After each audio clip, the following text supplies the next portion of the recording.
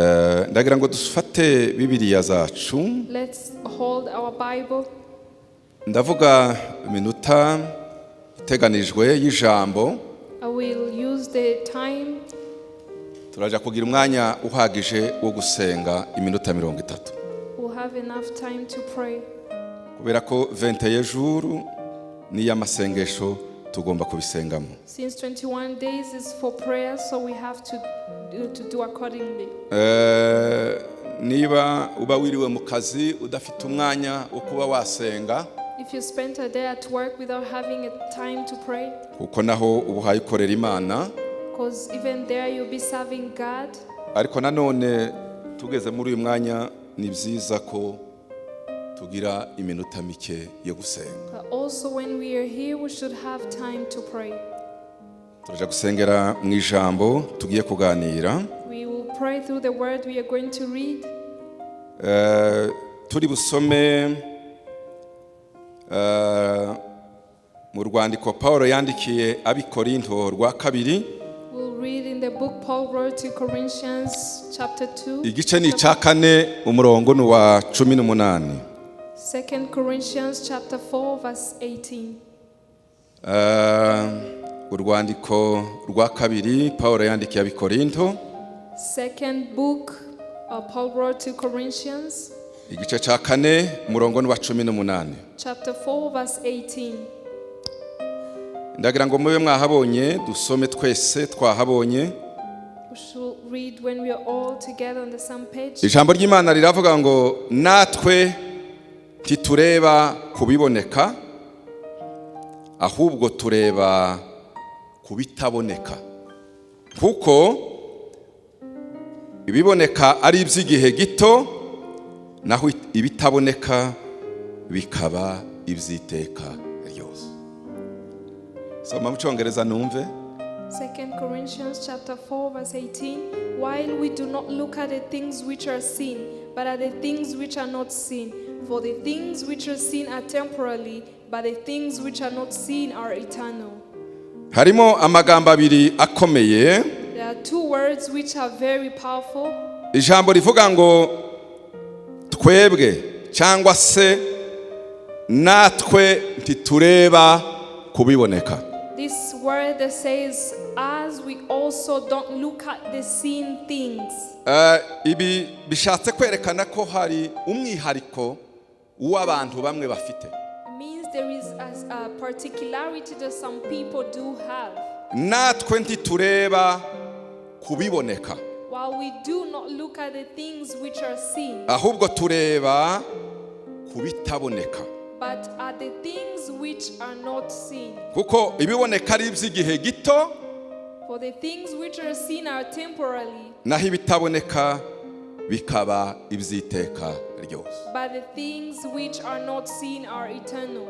Ejo umukozi w'Imana arimo yigisha, Yesterday when a servant of God was teaching, yavuze amagambo abiri natinzeho. he spoke two words which I emphasized on. Icyitwa Realité y'ibintu, The reality of things, n'icyitwa ukuri kw'ibintu. and what is called the truth of things. Hari igihe ukuri kw'ibintu gutandukana na Realité y'ibintu. Sometimes the truth of things are different to the reality of things. Iby'amaso yacu y'umubiri areba What our physical eyes can see, biba ari Realité, this is the reality. ariko ukuri kuri inyuma kutagaragara But the truth that is behind it cannot be seen, kubonwa n'abafite amaso atari ay'umubiri. that can be seen by the people who has unseen eyes. Nibyo twita ukuri kw'ibintu. This is what we call the truth of the matter. Tuvuge ngo haleluya. Amen. Mwongere cyane haleluya. Amen. Paulo yari umuntu wageze ureba atarebesha amaso y'umubiri. Paul was a person who would see without using the physical eyes. Ndagira ngo mbereke ukuntu uyu mugabo yari I igitangaza. want to show you how this man was great. Nimara mbabwire teme tuganiraho tuja no gusengeramo. And then I'll tell you the theme we are going to speak about in Realité y'ibintu n'ukuri kw'ibintu. the reality of the matter and the truth of the matter Bibonwa n'amaso biratandukanye. are seen by two different eyes. Reka mbereke iki kintu. Let me show you this. Paulo yigeze kwandika, Paul once arandika aravuga ngo batwita ko turi abakene, wrote and said they call us poor, nyamara turi ibirangirire, Yet we are nyamara dutungisha benshi. yet we sustain so many people. Ndagira ngo mukompare ibyo bintu bibiri. I want you to compare these two things. Batwita ko turi abakene, They call us that we are poor, nyamara kandi dutungisha benshi. yet we have sustained many. Batwita ko tutazwi, They call us unknown, nyamara turi ibirangirire. yet we are famous. Mumbwire realite, mumbwire na verite. Tell me the reality and the truth.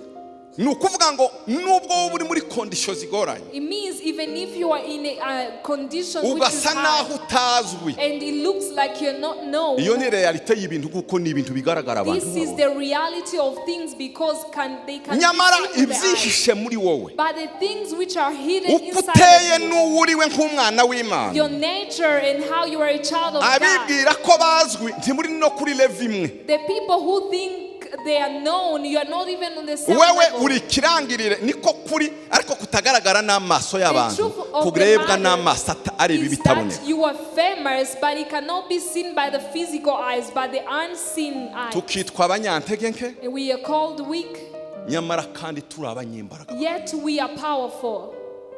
Sema haleluya. Amen. Ndabereka I will show you this. umunsi umwami w'i Siriya yatumye abasirikari gufata Elisa. When the king of Syria sent people to go and Muri realite y'ibintu cyangwa se mu bifatika ibigaragara, of the matter or the tangible things, yaramuzi nk'umuhanuzi, he knew him as a prophet, bien sûr uhanura iby'Imana, surely the one who prophesied kuko bari godly banamubwiye things, n'amakuru, because they had even given kubera ko him yaribajije impamvu Israheli izigira zambusha ikabica ikabamara. because he knew about the news how Israel Umusirikari captured abwira umwami aramubwira ati, erega hariya bagira umuhanuzi uzi umenya n'icyo utekereza uryamye ku gitanda. and that one of the armies spoke to him and told him that they have someone who has revelation. They can even tell them the things which they don't know about. Umwami yarazi ko Elisa ari umuhanuzi usobanukirwa kandi uzubona ibintu byose. The king knew that Elisha was a prophet who can know even other things which people Ariko icyo yari atarakamenya, But one thing he didn't know, ntiyarazi ukuri kw'ibintu mu bintu bigenga uyu mugabo, uko uyu mugabo ateye n'uko ameze. but he didn't know the truth of the matter, the nature and the character of this man. Nubwo ari umuhanuzi, nta basirikari, ntakomeye nk'umwami, namufata igihe nshakiye, nakohereza abantu mu kanya bakaba baramunzaniye, arahanura, ariko afite imbaraga zikomeye za gisirikare. So he thought that this man, yes, he is a prophet, but I have armies he does not have. So anytime I can capture him. Iyo aza kuba yarasobanukiwe ukuri, If he knew the truth, ntaba yaracokoje ibintu adashoboye, he could have not tried the things he cannot grasp. yohereza abasirikare ati nimuje kumfatira uwo muhanuzi He sent mumuzane. the armies to go and capture that prophet. Realite y'ibintu nibyo abantu babonaga baturanyi be n'ibindi bihugu, Elisa umuhanuzi gusa, ariko gukomera ko kwari kwihishe kubonekera abantu bafite amaso y'umuntu. The reality of the matter was about the neighbors around him and people knowing that he's a prophet. But the truth of the matter is the only people with the spiritual eyes who could see the things which other people could not see. Bamaze gukikiza inzu yiwe yose After they bayikikije, surrounded his house, Gehazi mu gitondo arasohoka aja kwitegereza ibintu. Gehazi went around to look how things Ahantu were going. byenda hatari n'umuzamu, hatari n'imbwa shemesha, nta kintu cyari gihari ngo agira cyabona ibifaru byose bikikije inzu ya Elisa. There was no bodyguard, there was no security guard or a dog to take care of the house. So he Araza. saw things coming over. Abwira umuhanuzi ati turashize. He told the prophet, we are done. Noneho ibiraha hanze ntiwabibona. We are finished and we don't know the things which are here outside. Ati ibifaru byose by'abasiriya byadukikije. He said all the military vehicles are here to Gehazi yari mu bantu bageza bareba realite y'ibintu gusa, Elisa databuja uzurara ahantu agakinga imiryango gusa pointre. Only Gehazi was about the things which take place in the house, so that was it, and he didn't know any other. Ntabwo Elisa yirukanse aje kureba ingabo z'Abasiriya. Elisha did not run going to see the armies of Syria. Yakoze ku bitugu bya Gehazi abwira Imana ngo Mana mukingurira amaso arebe ibitangaza. He tapped on the shoulders of Gehazi to tell Mu him bundi buryo God opened his eyes to see. aya maso y'umubiri areba realite y'ibintu kora kuri ya maso azareba ibitagaragara kugira ngo abone. So it means, in other words, he was touching on his shoulders, calling God to open Gehazi's spiritual eyes to see. Uwo mwanya Gehazi amaso arafunguka. By that time, the eyes of Gehazi are opened. Agiye kwitegereza ngo abona ingabo ziri ku magare yaka umuriro zikikije urupango rwa Elisa rw'inzu ya Elisa. When his eyes were opened, he saw armies on chariots with fire surrounding their house. Arangije kubona izo ngabo, After he saw those armies, atera akaruru cyane, avuza induru cyane. he shouted out. Elisa aramubaza ati ese ni ukubera ko uteye akaruru? And Elisha asked him, why are you shouting out? Ati nabonye ukuri kw'ibintu. He said, I saw the truth of the matter. Muvuge ngo haleluya. Hallelujah. Mwongere cyane haleluya. Hallelujah. Nari narakingirijwe n'amaso azareba realite y'ibintu. I was blinded by the eyes that sees the Noneho reality maze of the gufunguka matter. amaso namenye ukuri kw'ibintu. And now my eyes are unlighted. I can see the truth of the matter. Abantu bose iyo bamaze kumenya ukuri kwihishe kuboneshwa amaso iyanda ataraye ngaya turebesha. When many people have seen the truth of the matter using the spiritual eyes that we cannot see. Niho bazabagaruka ngo ambo That's ese when they nukuteye say, nukumeze. this is Ese how you ni are. aho mbere se watekerezaga iki? So why do they say this? What were they thinking before? Ndashaka ngo ubwire mugenzi wa mubwire ngo utandukanye nuko wiyize.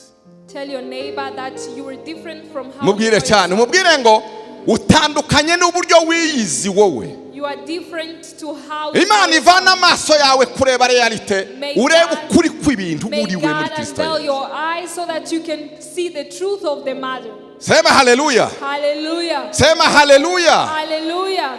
Niho hariya ijambo ry'Imana mukozi w'Imana yatinze avuga ngo mumenye n'ubwinshi bw'imbaraga iz'Imana yakoreye muri Kristo Yesu. And that's why the servant of God said you should know the riches of the power of God that operates through Jesus Christ. Paulo rero agiye kwandikira Abakorinto When Paul was going to write to arababwira Corinthians, ngo ntimukarebe kubiboneka. and he told them, do not look at the seen Natwe ntabwo tureba kubiboneka, while we do not also see the seen things. ahubwo tureba kubitaboneka. We look at the unseen things.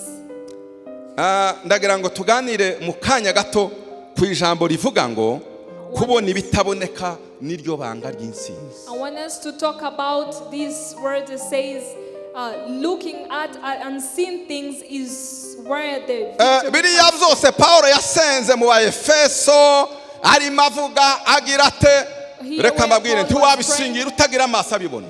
It's all about not having the spiritual eyes. Wabiririmba gusa wagira ute ariko ntibishobora kuba ubuzima bwawe udafite ishurirwa ry'ibyo bintu. You can sing about them or joke about them, but they can never be your life. You can never live them. Intsinzi yawe ntabwo izava ntabwo uzayironka utaragira amaso abona ibitaboneka. Your victory, you will never grasp your victory unless you have the spiritual eyes. Reka nababwire ko n'imbaraga z'ubukirisitu Let me even tell you that the power of the kugira Christian amaso azabona ibitaboneka. is to have eyes that sees the unseen things. Ndagira ngo dukoreshe kino gice kiri mu byakozwe n'intumwa igice cya 18 umurongo wa 1 n'uwa 5. Let's read in Acts chapter 18 verse 1 to 5. Turavanamo ibice nka bitatu. We'll draw 3 parts. Turi kumwe muvuge ngo amen. Are we together? and Mwongere say cyane haleluya. Hallelujah. Ndashaka kuko mfite iminota mike ndagira ngo twige ibi bice mu kanya gato. We are going to Niturangiza read tuje this gusenga. scripture in short moment. And then Ndimo ntekereza mu mbaraga zo kubona ibitaboneka. when I was looking at the power of the unseen things, Umwuka wera yanjanye mu byakozwe n'intumwa igice cya 18 umurongo wa 1 kugeza ku murongo wa 11. The Holy Spirit led me into the book of Acts chapter 18 verse 1 to 11. Muri iyi mirongo In these verses, icyambere dusangamo ni umurimo wa Paulo. the first thing we draw in is the work of Paul. Buriya nimba nushaka kwiga ibanga ry'ubuzima bwa Paulo ryari rishingiye mu kubona ibitaboneka. And if you want to learn more about Paul, you should know that the secret was found in looking at the unseen things. Hari icyumweru twabiganiriyeho ubushize ndangiza. The previous week we spoke about it when I was concluding. Nerekana ministry ya Paulo kuntu yari ishingiye mu guhishurirwa. Talking about the ministry of Paul that was based on seeing the unseen things. Guhishurirwa kwageza kumufasha kumenya igihe cy'Imana. Revelation always helped him knowing the season of God. Guhishurirwa kwahinduye imigambi ye ajya mu migambi y'Imana. Revelation helped him change his direction. Mu rugendo rwe rwa kabiri iwe yari afite gusobanukirwa no kumenya ko agiye muri Asia. His second journey, he received the revelation that he was supposed to go to Asia, not Europe. Agomba kugenda asuraho yanyuze amatorero yari ahari abwiriza n'abandi bose ubutumwa bwiza ariko umwuka wera arabyimira. So when he had planned to go back to the church, they had spread the gospel, but the Holy Spirit stopped him to go somewhere else. Ngo mwijoro aryamye ngo abona umugabo w'i Makedoniya arimo amubwira ngo Paulo wambuke uze dusanga ino udutabara. And in his dreams he saw a man calling him to Macedonia, calling him to come and share with them and share them the gospel. Bibiliya itwereka ko ngo yahise amenya ko ahishuriwe amenya ko Imana imushaka kurutaho we yapanze. The Bible says that he immediately got a revelation that God was sending him to go to Macedonia. Nimusoma muri iki gice cya 18. If you read in chapter 18, murareba irindi banga ry'imbaraga z'intumwa Paulo ikintu cyari gishigikiye ministry. You will see another secret of power that was sustaining his ministry. Usomye ku murongo wa mbere kugeza ku wa 5. If you read on verse 1 to 5, haraba ngo hanyuma y'ibyo Paulo ava muri Atenayi ajya i Korinto. After these things, Paul departed from Athens and went to Corinth.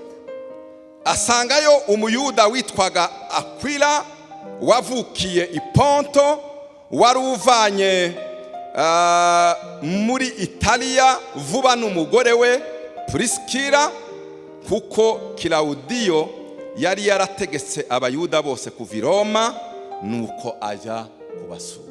And he found a certain Jew named Aquila, born in Pontus, who had recently come from Italy with his wife Priscilla, because Claudius had commanded all the Jews to depart from Rome, and he came to them. Paulo avuye Atenayi ageze i Korinto, umva umuryango wa mbere w'abayuda yasuye babana nawe baraganira. When Paul departed from Rome, this is the first family he visited. Umurongo wa 3. The third verse. Kandi nkuko basangiraga umwuga abana nabo bakorana imirimo nkuko umwuga wabo wari wo kuboha amahema. So because he was of the same trade, he stayed with them and worked by occupation. They were tent makers. Umurongo wa 4. Verse 4. Agira impaka mu isinagogi. And he reasoned in the synagogue. Amasabato yose akomeza kujya impaka n'abayuda yemeza abayuda n'abagiriki. Every Sabbath and persuaded both Jews and Greeks. Uyu mugabo yari igitangaza. This man was powerful. Akomeza kuboha amahema ariko mu isabata akakora umurimo w'Imana abwiriza abantu abayuda n'abagiriki abahindura. He continued to be a tent maker, but continuing also to go to the synagogues, trying to pursue the Jews and Greeks. Umurongo wa 5. Verse 5. Maze Sila na Timoteyo baje bavuye i Makedoniya, Paulo ahatwa n'ijambo ry'Imana ahamiriza abayuda yuko Yesu. When Silas and Timothy had come from Macedonia, Paul was compelled by the Spirit and testified to the Jews that Jesus is the Christ. Buriya iyo usoma texte, when you read a text, muvuge ngo haleluya. Hallelujah. Mwongere cyane haleluya. Hallelujah. Iyo usoma texte, when you read the text, hari igihe baguherezaga ngo icyo bita analyse du texte cyangwa se usome text uyanalize neza uyigabanye mu ibice barangiza bakakubwira ngo nubwo text ifite titre imwe ariko uzaza ugenda ureba za paragraph uzigenda uzihereza za sous-titre. So they will give you a text to analyze it and make it parts into with paragraphs, and each paragraph should have its own topic even though it has one main. Kugira ngo wumve neza ko wumvise text wayisobanukiwe wayumvise neza. To see that you have understood a text. Ndagira ngo mbabaze. I would like to ask you. Muvuge ngo hallelujah. Amen. Mwongere cyane hallelujah. Hallelujah. Uyu murongo wa mbere kugeza ku murongo wa 5. This verse 1 to verse 5. Urangije kubisoma wayihereza ihe sous-titre. After you read this, which subtitle would you give it? Amagambo avuzemo wayakubira muri ihe jambo risa naho ribumbiyemo aya magambo yose. How would you put it into one words? Yes. Ahangaha yarasubije reka rero mbivuge mwese mwumva. Let me tell you all. Umurimo wa Paulo I Korinto. This was the work of Paul in Corinth. Bigaragaje umurimo Paulo ageze I Korinto, umurimo Paulo ari makora. So this was showing the work of Paul in Corinth. Abwiriza abayuda, abwiriza abagiriki, preaching to the Jews abemeza ko Yesu ari we Kristo, ari we Mesiya.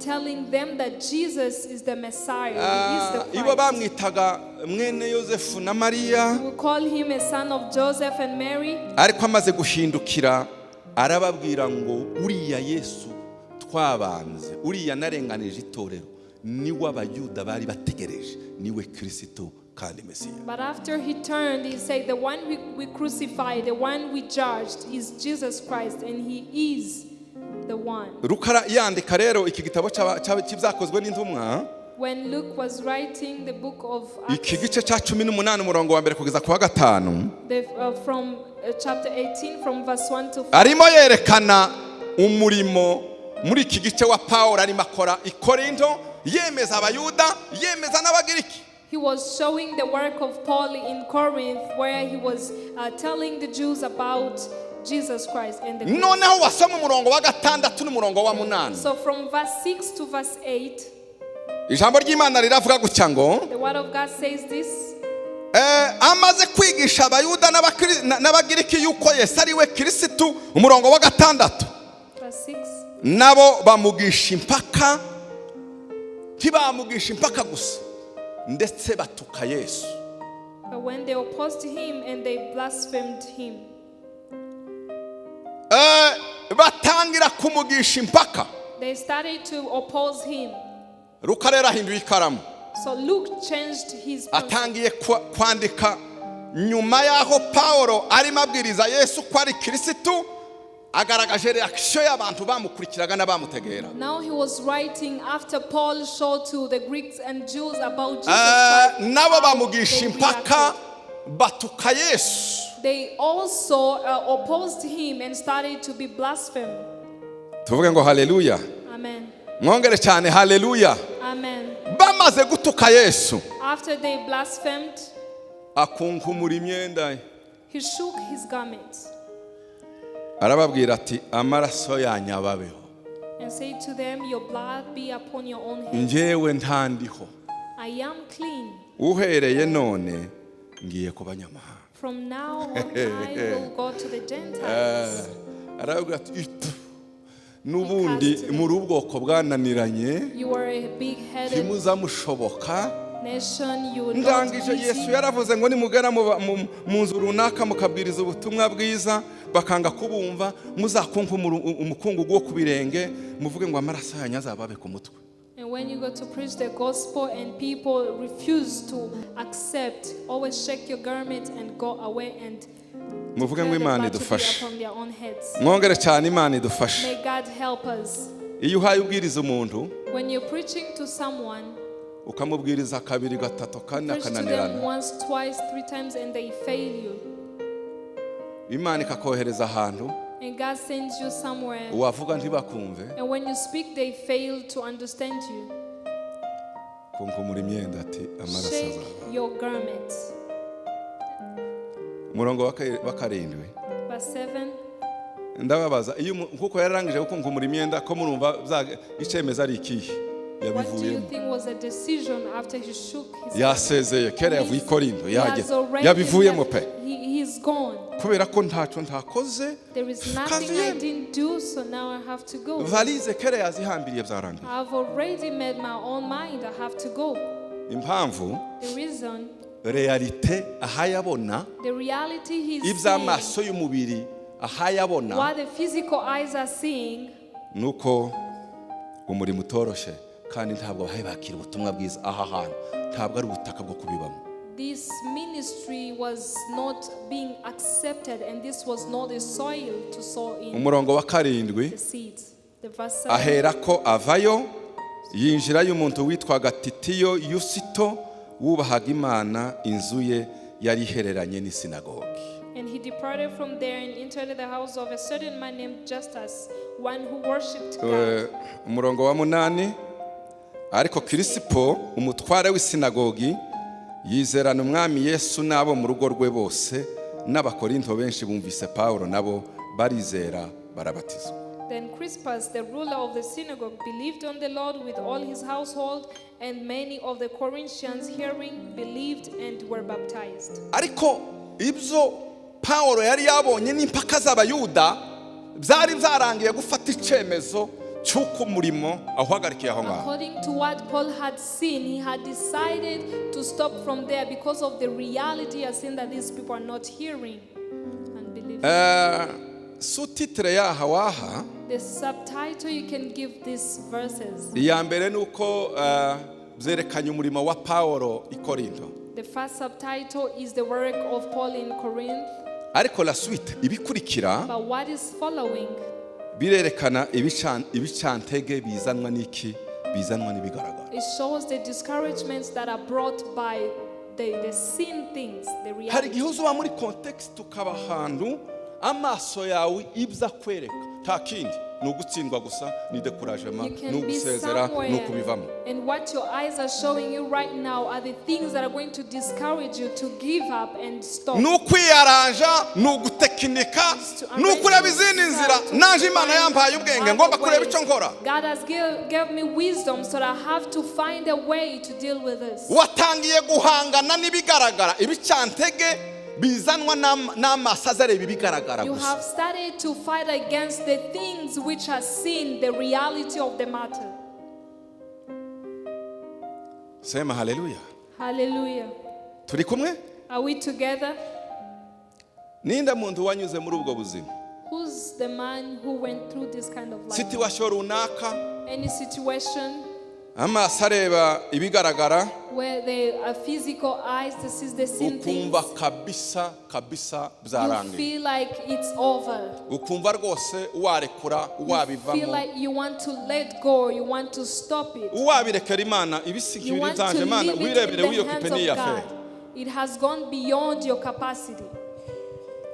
Ariko ikintu gikomeye gikurikira arico tuja gusozerezaho. But the powerful thing we want to conclude on, Wasoma umurongo wa 9 kugeza ku murongo wa 11. when you read from verse 9 to verse 11, Haraba wucya ngo says this: Yesu amaze kubona ko Pawulo yagarukiye ku maso areba ibigaragara, when Jesus saw that Paul had stopped from the reality, the sin kandi things, ijambo ry'Imana rivuga ngo twe ntabwo tuyoborwa ntabwo tugendera ku bigaragara tureba ibitagaragara and tureba the word of ibitaboneka. God says that we look at the things which are not seen. Habaho intervention divine. There comes the divine intervention. Umurongo wa 9. Verse 9. Maze umwami Yesu abonekera Pawulo nijoro mu nzozi. Now the Lord spoke to Paul in the night by a vision. Aramubwira ati Spoke to him. ntutinye ntugire ubwoba Do not be ntucike afraid. intege Do not be discouraged. ntutinye yewe Pawulo Do not be afraid, Paul. ahubwo uvuge we guceceka. Keep on speaking. Do not keep silent. Umurongo wa 10. Verse 10. Kuko ndi kumwe nawe For I am with you, kandi nta muntu uzagutera kukugirira nabi kuko mfite abantu benshi muri uyu mudugudu. and no one will attack you to hurt you, for I have many people in this city. ibigaragara byerekanaga ko ari abantu bafite imitima yinangiye badashoboka batuka Yesu badafite uburenganzira ku gakiza igihe ntikiragera amaso ye nibyo yabonaga. The same things were showing the people who have heard hearts which are heard, and they are not going to believe and accept what umwami Yesu aramubonekera nijoro and the Lord Jesus aramubwira ngo ntutinye ntugire ubwoba ndi kumwe nawe. and told him, do not be afraid, do not be ariko discouraged. ikintu cyanejeje cyane, What amazed me is this. ikintu numvise cyankozeho, What touched umwami my Yesu heart. aramubwira ngo kuko mfite abantu benshi muri uyu mudugudu. The Lord Jesus spoke to him and said, do not be afraid, for I have so many people in this city. ni ukuvuga realite irerekana kimwe, It means the reality is showing one thing, verite y'ibintu izwi n'Imana ikanabonwa n'amaso atagaragara ikavuga iki. and the truth of the matter that is known by God is that is going to be shown by the unseen things. shows Ikorinto another thing. hananiranye, Ikorinto The batakira ubutumwa, Where Ikorinto. they have been hardened and they don't want to receive the gospel. umwami Yesu araza akora ku maso ya Paulo amwereka ibyo atahayabonesha amaso y'umubiri. Came and touched to the eyes of Paul to show him the aramubwira ngo things which could Satani not ntakubeshya, aha muri uyu mudugudu uhayibona binangiye kuriya bameze nko ku rutare, mfite abantu benshi benshi benshi bazakizwa bazakira Yesu bazemera Yesu. Amen. And the Lord Jesus spoke to Paul and told him, even if you see Corinth as somewhere where people are hardened, do not be afraid. I have so many people who are going to ndagira ngo nkubaze amaso yawe y'umubiri n'amatwi yawe y'umubiri aza guhereza iyi information. I want to ask you, what do your physical eyes and physical ears give amakuru information? ufite nayahe ku buzima bwawe? What kind of information do you have about amakuru your life? ufite nayahe ku bana bawe? What kind of information do you have amakuru about ufite your kuri children? business yawe nayahe? What kind of information do you amakuru have ufite about ku your itorero nayahe? business? What kind of information do you have nizo uhabwa about n'ay'amaso, the church? nizo uhabwa n'amatwi, It's what you azabona see by ibigaragara your gusa, eyes and ears nyamara are led kandi by hari the andi seen maso things. azabona ibitagaragara. But also there are eyes that can lead to azatanga the ukuri unseen, kw'ibintu. that gives the truth of the matter. tumupe Bwana utukufu. Let's give glory to our God. haleluya. Hallelujah. buriya iyo ubona ku maso ukabonesha amaso abona ibitagaragara, If you look using the eyes that sees the unseen things, uzubona le contraire you see the difference ya realite, of the reality, ukamenya ukuri kw'ibintu and ariko you get to kutaboneshwa n'amaso know y'umubiri. the truth of the matter cannot be seen by the physical eyes. amaso yerekana kimwe Eyes will show one thing, ariko amaso yandi akerekana ibindi. and amaso the areba unseen ibitagaragara. eyes will show the unseen things, the other things. ikintu cyanejeje, What amazed me, umwami Yesu amaze kumubwira ngo mfite abantu benshi muri uyu mudugudu, Pawulo amenya ukuri kw'ibintu nubwo Satani yamweretse ibindi bitari byo. even the Lord Jesus spoke to Paul and showed him about many people who were going to come to salvation, Umurongo wa cumi even na though rimwe, Satan had showed him umurongo wa the cumi na rimwe, different. Verse 11, ahita ahindura now he imyitwarire, changed. ahita afata icyemezo gishasha. He decided, took a new decision. amarayo umwaka n'amezi atandatu He spent there a year and 6 months yigisha iri jambo ry'Imana muri bo. teaching the word of God among them. tuvuge ngo amen. Amen. mwongere cyane amen. Amen. cyane amen. Amen. niki cyatumye Pawulo atava ku murimo vuba ngo agaragaze ko atsinzwe? What caused Paul not to give up so quickly and show niki cyatumye failure? atindayo akagirayo umwaka n'iriya minsi yose ntiyagenda atarangije umurimo? ni ukubera iki? ni uko amaso abona ibitagaragara yabonye agasobanukirwa ko hari umurimo. What caused Paul to spend another year and 6 months to Corinth is because his eyes were unveiled and saw unseen things. ndagira ngo mbabwire iki kintu. I want to tell you this. umwaka n'amezi atandatu, A year and 6 months, umwaka n'igice a year and a half ari mu murimo atavayo. in the ministry without ceasing. ntitureba ku bigaragara, tureba ibitagaragara. We don't look at the seen things, we look at the unseen things. Abakristo benshi gituma baza batsindwa, Many Christians, the reason why they fail, ubumenyi bafite bugarukira kubuza bahabwa n'amaso y'umubiri n'amatwi y'umubiri, amaso areba ibigaragara realite y'ibintu. Nico gituma tuza dutsindwa. Physical ears give them as the information, and that is why we fail. Gutsinda kw'ibintu ni ukubona ibyo abandi batabona. The victory comes from seeing the unseen things, the things that other people don't see.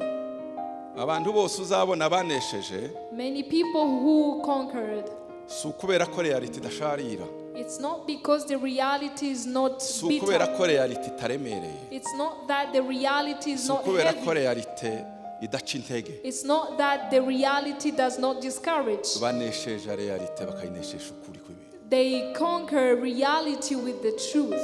Amen. Niyo mpamvu Bibiliya izivuga ngo umunyamwuka azarondora bose ariko ntiwamurondora. That is why the Bible says a spiritual man can discern everything, but there's Impamvu? nothing that can judge him. Agira imyitwarire dikite n'amaso abona ibitagaragara, noneho abandi bamukikije kubera ko batahe babona ibyo wabona bakamwita igifu.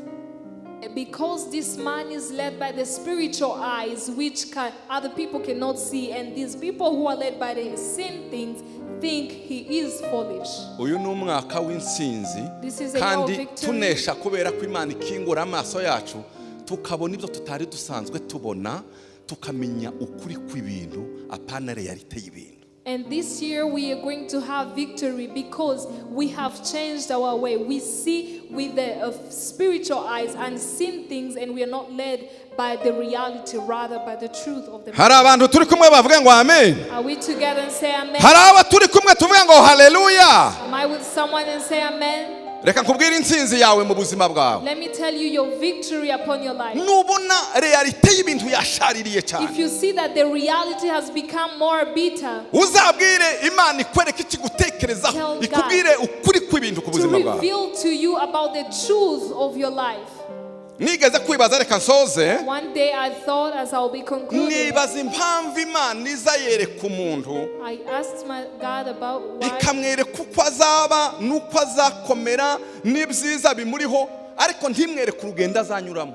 God shows someone where they will be, how they're going to become, but failed to tell them how this journey. Wewe ukagira ngo none kera byose byahageze, byose kera And wabisingiriye. for you, you think that you have already grasped all these things. Naho Imana yaguhishe amataba n'imisozi n'inyanja n'ibindi, ariko ikakwereka hari iherezo. Yet God has Ukuri kuwuriwe. hid the mountains and the Ariko valleys of ikaguhisha. all the circumstances that you're going to meet in this journey, but He has shown you the end of the poem. Uzi impamvu?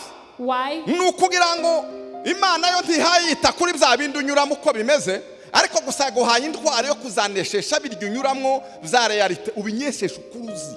It means God does not care about what you're going to go through. He cares about the ending point so that it can be the motivation to go through all that circumstances. Mufite ingero nyinshi muri Bibiliya. You have so many instances in the Ni Bible. gute umuntu w'imyaka 17 abona uko azapfukamirwa mu myaka 70 ingahe, ariko Imana ntimwereka hazanyuma. How is it possible for God to show a 17-year-old boy something that is going to happen in 40s? How is going to be Kimwe mu bound bintu before? byafashije Yosefu One of the things ntabwo that yatinze helped kuri Joseph, realite y'ibyo ahayanyuramo, yatinze ku kuri Imana imuvugaho. he did not delay on the reality. Rather, he spent much time on the truth of what Mu God rwobo has rw'intare Plito, mu rwobo bamusizemo akakubwira ngo iyi ni realite ko bandi mu rwobo, ariko kuri kw'ibintu ntabwo ari ukunguku sindi uwawe. where he left him, Never. they left him in the pit. He knew that was the reality, but he based on the truth of the ngo matter agere kwa that God has Potifari spoken. arimo yoza amasahani agakoropa agateka, umugore we akamubwira ngo twakora ibi n'ibi, wamuboyiwe wamukoziwe, akavuga ngo realite y'ibintu ikikije niyo, ariko uwo ndi we suyu ndi umugabo uzapfukamira. Amen. So when he was being a maid at Potiphar's house, he knew all the things that were surrounding him was just the reality, but he knew the ukuri real ko wari we, man. ukuri ko wari we kwari gutandukanye na realite ahayanyuramo. The truth of him who he was totally different to the reality that was being seen. ngo agere muri prison hamwe n'abaprisonye bandi arababwira ngo jewe ntabwo ari aho. In the prison where he was with other prisoners, he told them, this is not iyi ni the realite reality. y'ubuzima This is mpaye the nyuramo reality ntazi impamvu I'm here and I don't know why. ariko uwo ndiwe But the ni true umugabo man uzapfukamirwa n'inyenyeri man n'izuba who will n'ukwezi. be bowed down by different stars and suns before me. dore impamvu Imana iziduha amaso yo kureba The ibitagaragara reason why God gives to us ni the ukugira ngo eyes to see tuneshe realite things y'ibintu tuhaye is for tunyura. us to have victory over the reality things that we are seeing right now. turi kumwe tuvuge ngo haleluya. Are we together and say twakongera cyane tuvuga ngo haleluya. hallelujah? ndashaka kukubaza uri munyura I mu want biki? to ask you, what are you going through? zima amatwi mwumvise Do amatwi not y'Imana. give them ears and listen with the spiritual uri ears. mubona iki? What are you seeing? reka kubireba rebesha Stop amaso yawe. looking at them and use the spiritual eyes to see. Amen. muvuge ngo haleluya. Hallelujah. mwongere cyane haleluya. Hallelujah. isengesho ryacu ry'uyu munsi ni mu buryo bubiri. Our prayer will be into these two parts. icyambere The first one, realite uhaye unyuramwo muri iyi minsi the reality we're going through these days. yibwira ukuri kw'ibintu Imana yakweretse. Tell it the truth of the matter of what God has spoke to you about. uyibwire ngo yewe uribeshya Tell nduwundi it. ukonfesa uriwe. You don't know. Confess to it about the truth of the matter. sema haleluya. Amen. uvuga amasezerano y'ukuri. Speak of it about the promises that you have grasped from God. vre wowe si The wowe real you is not n'uw'Imana yavuze ko uzaba it's wowe. not you. It's about who God has spoke you to become. haleluya. Amen. ni ukuvuga ngo wowe uwo ntabwo ari wewe wewe n'uw'Imana The yavuze you ko that uzaba. you see is ntibiraba not the gusa one. ariko ni wowe. But the one that is you is who God has spoke that you will be. nimba ari n'abana bawe Even your nubwo hoba children. realite zitandukanye Even if there are Vuga different icyo Imana yakubwiye kuri bo. realities, speak what God has told you about them. Amen. muvuge ngo haleluya. Hallelujah. mwongere cyane haleluya. Hallelujah. Dawidi yahoraga avuga ngo sinzapfa nzarama David always declared that I will kugira not ngo die but mbwire live, abantu so ibitangaza that Imana I yagize can gute. tell people for all the good deeds of haba God naho has done satani for us. yagushira akakubwira ngo byarangiye wapfuye Satan tells you uyibwire you ngo are Imana dying, yarambwiye ngo you are ntabwo nzapfa nzarama Tell him, niko kuri God kw'ibintu has said, niko kuzahindura I shall ibintu. not die but live, because this is the truth of the matter and not the reality.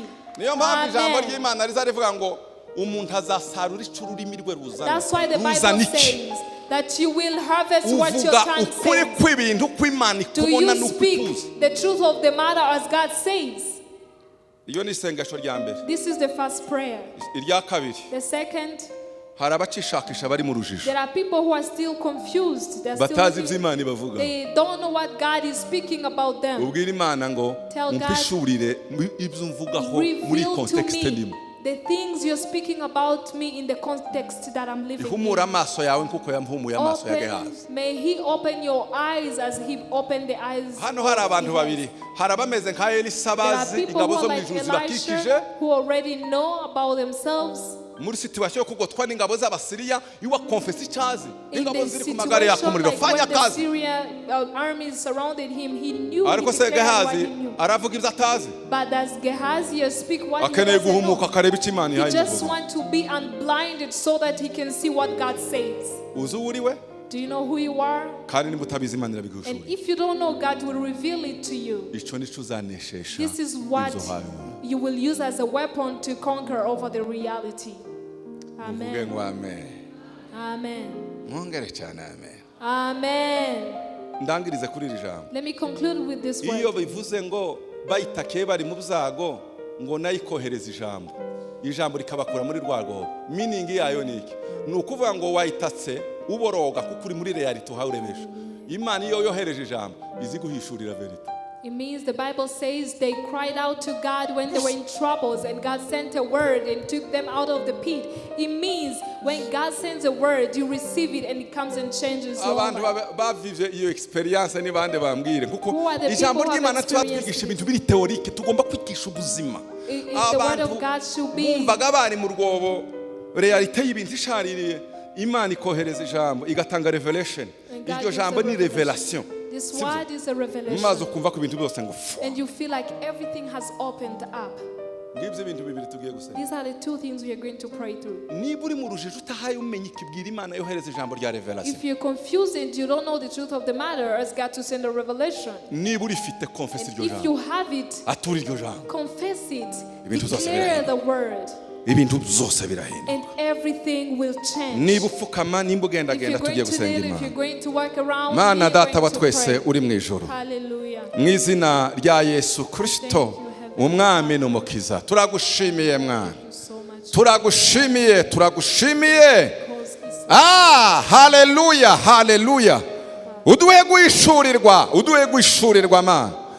Uduhe guhishurirwa tumenye ukuri kw'ibintu. Ayi data wa twese uri mu ijoro ndasaba ko buri muntu wese ugendagenda ubumbura akanwa kawe ugira icyo uvuga muri uyu mugoroba ugira icyo uvuga. Ndasaba intercesseur nabo bafate za mikoro dusenge twese. Mana turagushimiye, Mana turagushimiye. Ayi Mana turagushimiye ko waduhaye guhishurirwa. Ayi realite y'ibintu kenshi iduca intege. Ariko mwami, ayi data wa twese uri mu ijoro. Ushimwe. Uduhe guhishurirwa. Uduhe kumenya ukuri kw'ibintu. Amaso y'umwuka ntabwo tugenda kubigaragara. Twebwe tureba ibitagaragara. Reka amaso yacu abone ibitagaragara. Amaso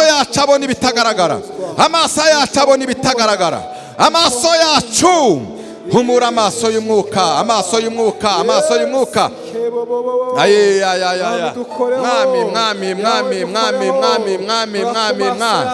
Oh labashaka ya labo. Humura amaso. Abenshi bari hano bari mu bintu bikomeye, bari mu bibazo biremereye.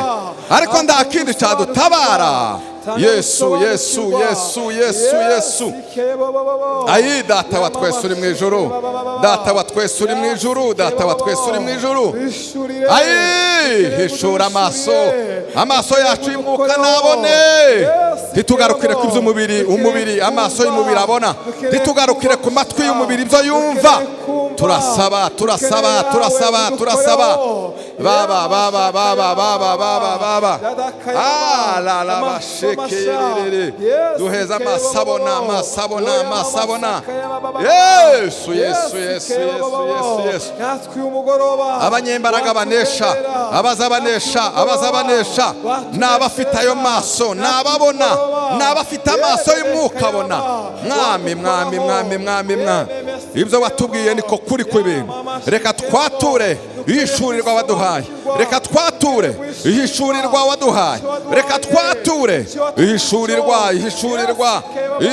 waduhaye. Mana.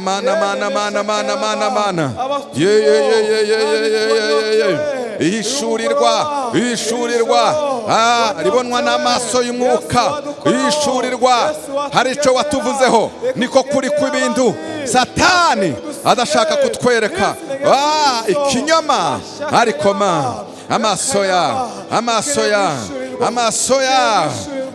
avi wawe. Humura amaso yacu.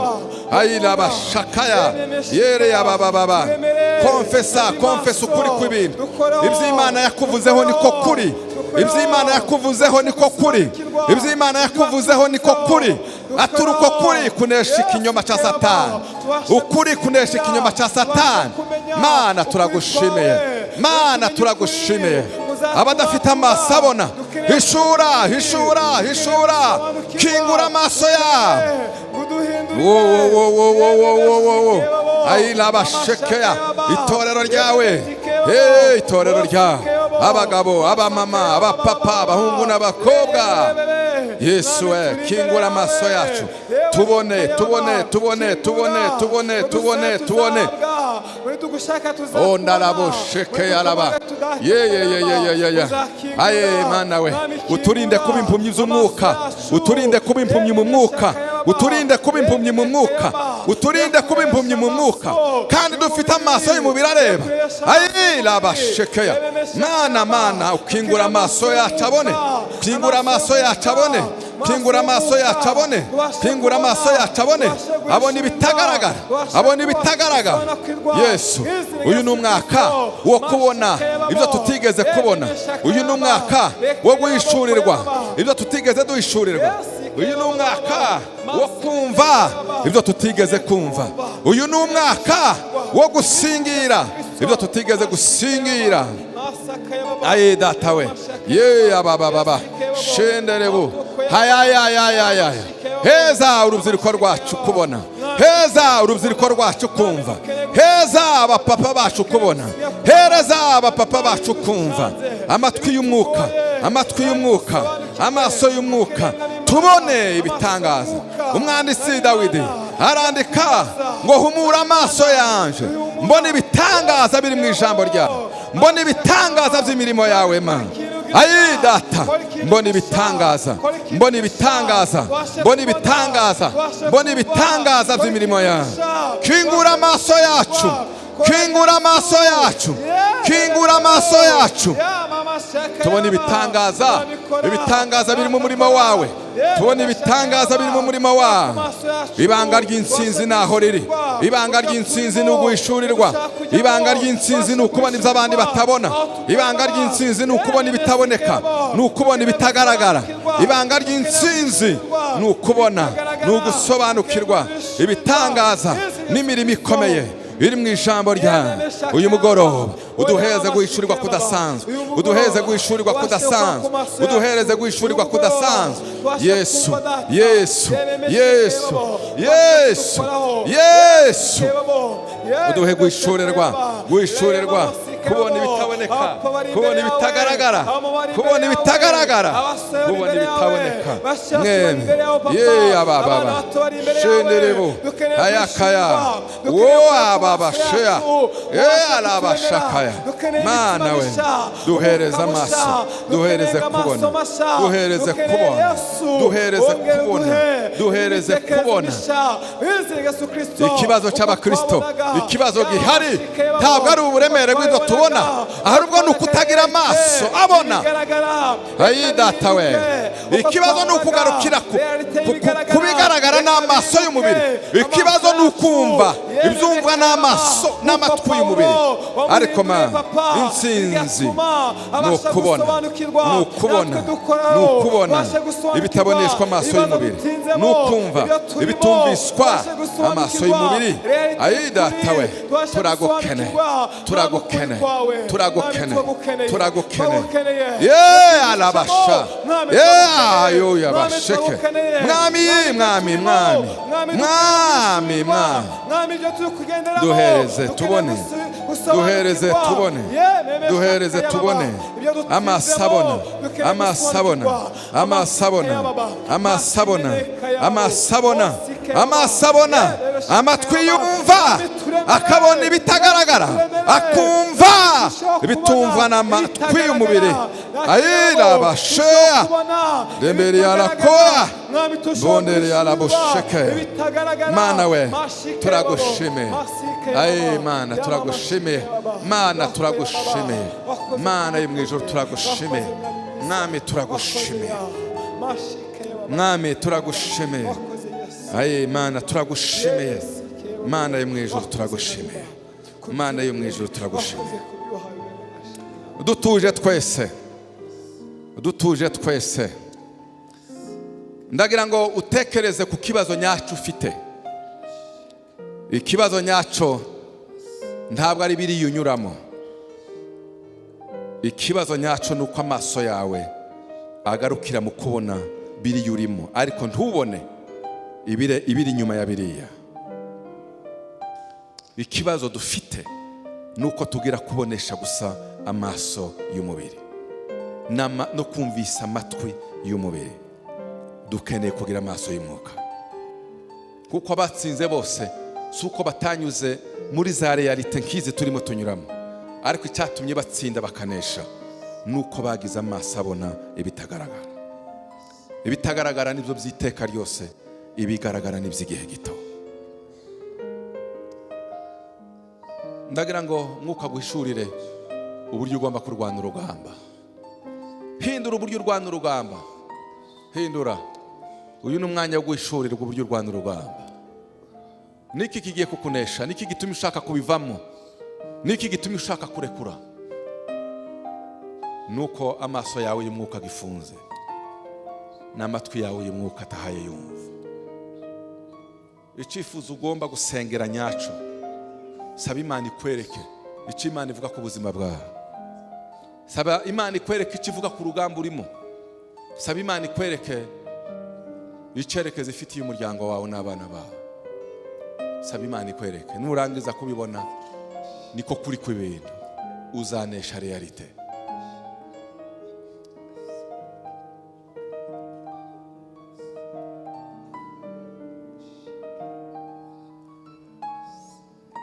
Ndagira ngo uyu mwanya utekereze. Umuririmbyi araririmba aravuga ngo sinza nsenga nsakuza nk'inyoni zisakuriza mu ishamba. Gusenga ni precision. Gusenga ni ukwakira igisubizo kijyanye no guhishurira. Ni ukumenya icyo usaba ni igiki n'icyo ukeneye ni igiki. Kubanza ukanamenya n'urugamba urwana rumeze rute. Kandi urugamba rwose turwana ni realite y'ibintu tunyuramo, ariko kuri kw'ibintu ariko kubinesha. Satani akakubwira ngo birakurangiranye byarangiye, nta byiringiro washaka wabivamo hakiri kare. Ariko se ko Imana ivuga, uko Imana ivuga ukeneye kukubona no kukumva.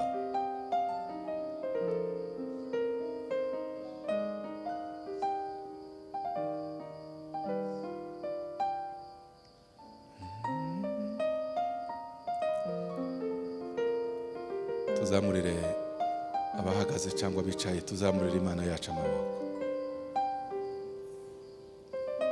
Tugiye gusoza dutandukana, ariko ndagira ngo ugendere muri iri sengesho. Aho unyura mu modoka, aho urara, n'indi minsi yose izakurikira, uvuge ngo ese icyo Imana ivugaho ni ikihe? Ukuri kw'ibintu. Urugamba ruzirangiza rwonyine. Kumenya no guhishurirwa kwawe kuzashira iherezo ku rugamba n'ibitekerezo harwana nazo.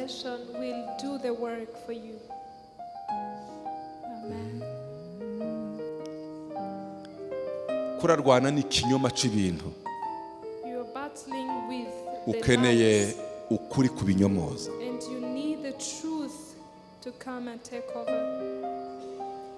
Ukeneye ukuri kunyomoza ikinyoma cy'ibyo uhayunyuramo.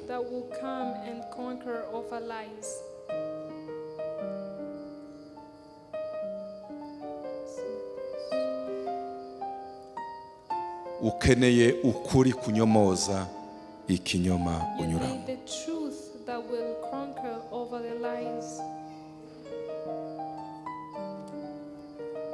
Bwira Imana ngo mpishurire ukuri kunyomoza ibyo mpaye inyuramo.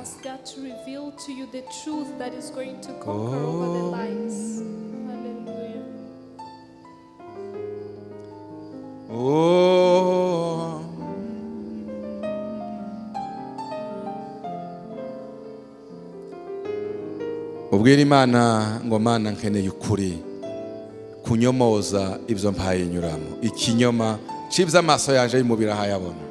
Tell God to give you the truth to detect the lies that are upon your life. Hallelujah. Hallelujah.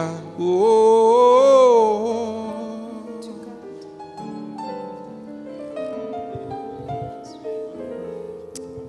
Mana turagushimiye We thank kandi you, God. turagushimiye.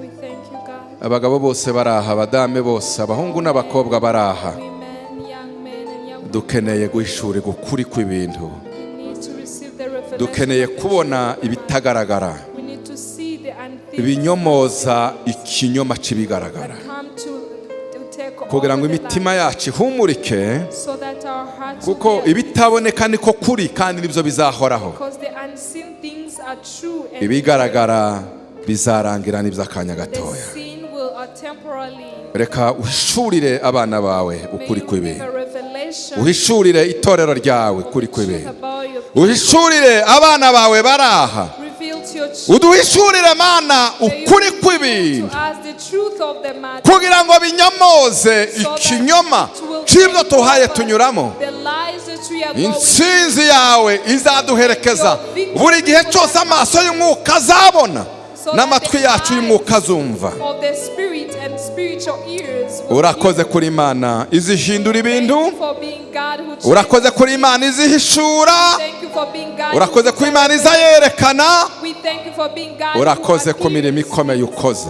And we thank you for mighty Urakoze and mwami Yesu kandi marvelous urakoze. things you're going to do. Icyubahiro n'ishimwe bibi byawe. Honor be yours. Wigaragarije abapapa n'abamama, abahungu n'abakobwa n'abana bato, Men and women, abari mu bibazo uyu munsi wa none. Uberetse ukuri kw'ibintu.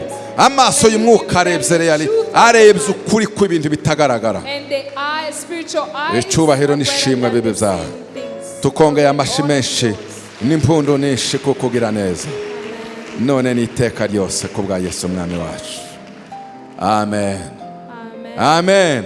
Amen. Haleluya. Amen. Musuhuzanye, Reach your name. ubwire mugenzi wawe ngo Tell your neighbor. reka amaso yawe abone ukuri kw'ibintu. Let your eyes see Niho the uzatsinda truth of the ikinyoma cy'iby'amaso That's areba when n'amatwi you yumva. take over the Umugisha lives w'Imana of ujyane the namwe, devil. tuzongere duhure ejo. Let's meet tomorrow. Thank you.